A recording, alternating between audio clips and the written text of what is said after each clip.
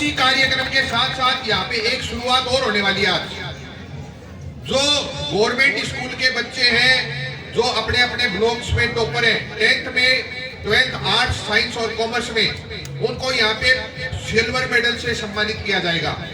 ये government school को प्रोत्साहित करने के लिए एक बहुत बड़ी योजना है, जिसके तहत लगभग 40,000 रुपए के जो सिक्के हैं वो श्रीमान संजय जी राव ने अपने को उपलब्ध करवाए हैं। इसके लिए भी एक बार इनका बहुत बहुत धन्यवाद। अब जैसा कि बसावता था, काकोटा था, वो जागोर था, आज मैं इनसे एक छोटा सा आग्रह और करूंगा। इन्होंने उदयपुर में एक विद्यालय को गोद लिया था और उसको पूरी तरह से चमका दिया था। अब मैं इस कार्यक्रम की शुरुआत हुई बसावता से, फिर प्रोग्राम शुरू हुआ गुजरवास में, उसके बाद जाखोद पहुंचे और आज काकोटा में पहुंचे।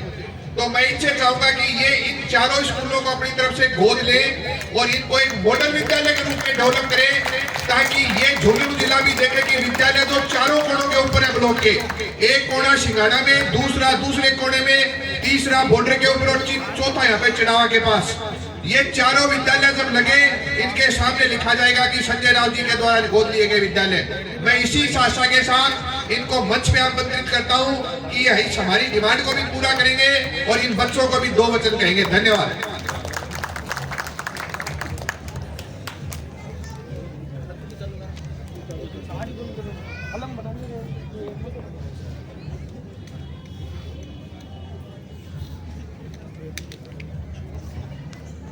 रिस्पेक्टेड मंच,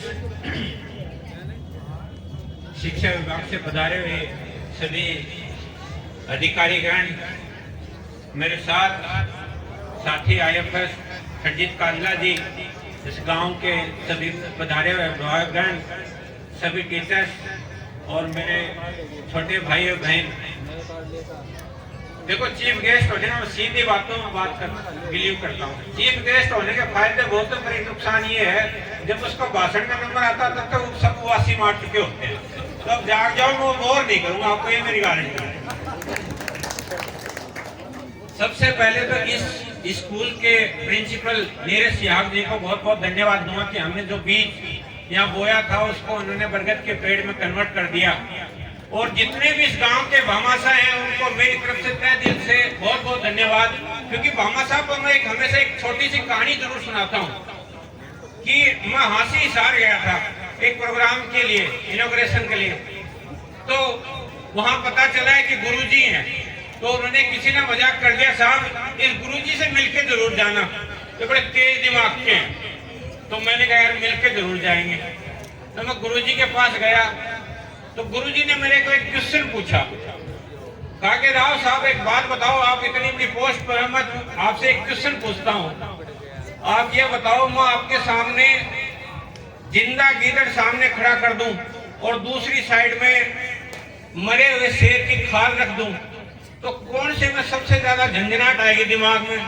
तो मैंने सोच के कहा गुरुजी, झंझनाहट तो जो मरे हुए शेर की खाल सामने टंग रही उसी से आएगी। उन्होंने कहा क्यों? गीदड़ जिंदा है, शेर मर गया, उसके बाद में मुझसे झंझनाहट ज्यादा क्यों? तो मैंने कहा गुरुजी आप ही बताओ। उन्होंने कहा कि शेर की मरी हुई खाल से भी झंझनाहट इसलिए ज्यादा आती है क्योंकि उसने जीते जी ऐसे काम करे कि मरने के बाद भी उसकी याद हमेशा दिलों में रहती है। इसलिए आप जितने भामाशाह इस गांव से बाहर से आए हैं, जिंदगी भर ऐसे काम करो कि आपके जाने के बाद भी आपके किए हुए कामों की झंझनाहट इस मंच तक हमेशा आती रहे। तो इसके लिए मैं इस पूरे गांव के भामाशाहों को बहुत बहुत धन्यवाद दूंगा।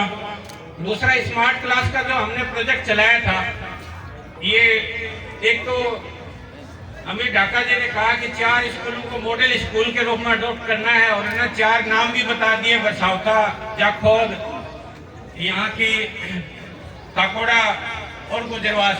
लेकिन ये भूल गए कि जिस दिन मैंने सर्विस ज्वाइन करनी उसी दिन गढ़ाना खुट को तो मैंने पहले ही ज्वाइन कर रखा है। तो 5 ही स्कूलों को कम से कम शामिल कर दो, तो ये आपकी इच्छा मैं पूरी कर दूंगा। 5 स्कूलों को मॉडल स्कूल के रूप में डेवलप कर दूंगा, ये मेरी गारंटी है। दूसरा ये है कि जब हमने ये अभियान स्टार्ट किया था तो मैंने घटाना खुर्द में मेरी स्कूल में 5 लाख रुपए डोनेशन के साथ स्टार्ट किया था। फिर हम बसावता में आए थे स्मार्ट क्लास के तौर पर। तो वो हमारा एक जैसे ऐसे ही किया, चलो एक स्मार्ट क्लास बना के देखते हैं, क्योंकि हमने उदयपुर में बनाई थी, कितनी सफल होती है। और वहां पर इनकी सीबीओ नीलिमा यादव जी आई थी और उन्होंने कहा सर आप तो मेरे पूरे ब्लॉक को ही कर दीजिए ये पूरे स्मार्ट क्लास वाला सिस्टम। और मैंने मजाक में कहा आप तो लिस्ट भेज दीजिए, कर देंगे। और आपको सच्ची बताऊं, मैं जब जा रहा था तो मैंने सोचा कि यार ये अभियान अपन कर ही डालते हैं। अगर अपन ऑफिसर बने तो कम से कम लोगों को समझ में आएगा ऑफिसर की ताकत क्या होती है इस सरकारी स्कूलों में। तो इनको मैंने कहा भाई लिस्ट भेजते जाओ। तो हमने 2 तरीके के अभियान स्टार्ट किए। जो बड़ी स्कूल हैं इसमें प्रॉपर प्रोजेक्ट दिए हमने, वो 43 स्कूलें हैं। और जो छोटी स्कूलें हैं उसमें हमने स्मार्ट टीवी और हार्ड डिस्क देने का प्रयास किया है। तो टोटल आज देखो, एक मजाक, मैंने एक स्कूल स्टार्ट की थी, आज 147 स्कूल आपके झुंझुनू में हम कंप्लीट कर चुके हैं। अब ये 3 ब्लॉक जो बुहाना, सिंघाना और सूरजगढ़ ब्लॉक कंप्लीट किया है। इसके साथ में मैं जब पिछली बार आया था तो चिड़ाव ब्लॉक ने मेरे बहुत पीछे था, लेकिन मैं उसको एक चीज बता दूं कि इन 3 ब्लॉक के अलावा भी आप चिड़ाव ब्लॉक का स्टार्ट करोगे तो बगड़, नोनिया गोठड़ा, ओजटू, चिड़ावा और मारियो की ढाणी, हम अधिकतर बड़ी बड़ी स्कूलें चिड़ाव ब्लॉक की कवर कर चुके हैं। लेकिन हमारी दिक्कत ये है कि पिछले 8 महीने के दौरान हम इतनी दूर होने के बाद, इतने बड़ा दायित्व होने के बाद, ये मेरा 4था राउंड है और समय की बड़ी सीमा होती है और पूरे रिसोर्सेज की सीमा होती है। हम ये नहीं कह सकते कि किसी को भी हम टीवी दे दें, हो सकता है वो अपने घर पर ले जाए। हमारी डॉक्यूमेंटेशन बहुत जरूरी होता है। तो हमारे पास चिड़ावा ब्लॉक को भी हमारी हार्दिक इच्छा है और आने वाले और ब्लॉक को भी हार्दिक इच्छा है, लेकिन उसके लिए आप लोगों को भी रिस्पॉन्सिबिलिटी लेनी पड़ेगी। और जितने भी जो प्रिंसिपल स्मार्ट टीवी लेके जा रहे हैं या जिनके हमने फंड ट्रांसफर किया है, मैं उनको एक निवेदन जरूर कहूंगा कि भाई हम 4 या 5 स्कूलों में जा पाए हैं, लेकिन हमने फंड इतना ट्रांसफर किया है, स्मार्ट टीवी भी किए हैं। मैंने तो अपनी तरफ से ईमानदारी बरती है। अब ये दायित्व आपका है कि आप ईमानदारी से उस पूरी सभी चीजों को उपयोग में लोगे। कहते हैं कि शिक्षा में दिया हुआ दान सबसे बड़ी आहुति है, लेकिन याद रखना अगर उसमें आपने कुछ भी गड़बड़ की तो सबसे बड़ा अभिशाप भी साबित हो जाएगा। तो मैंने तो मेरी तरफ से प्रयास कर दिया, आपकी तरफ से प्रयास जरूर होना चाहिए। अब मैं जो बच्चे हैं, जो आज हमने ये किया है कि ब्लॉक लेवल पे 3 या 4 जो ब्लॉक हैं उनको सम्मानित करेंगे, उनके बच्चों को। उनका पीछे एक मकसद है।